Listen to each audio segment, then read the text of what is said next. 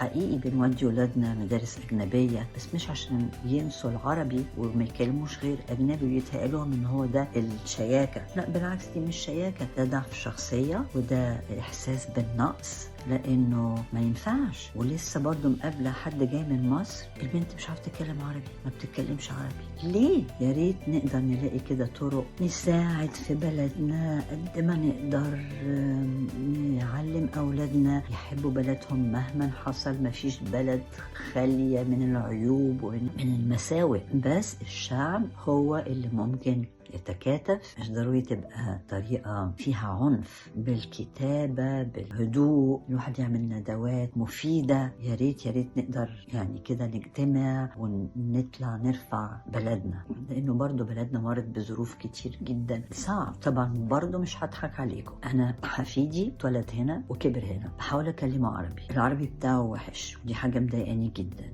بس بياخد دروس، أهله بيجيبوا له مدرسين بياخد دروس عربي. لكن هنا شوية أصعب عشان كل اللي حواليه بيتكلموا إنجليزي، وبعدين لو جاله أصحابه في البيت أهله مش هيكلموا عربي قدام أصحابه، ما بياخدش اللغة العربية في المدرسة، الكتابة والقراية. لكن برضو دي حاجة مش حاسبها، يعني قاعدة وراه وأهله قاعدين وراه وهيخلوا لازم يتكلم عربي. وبفكر كل حد دي ميزة.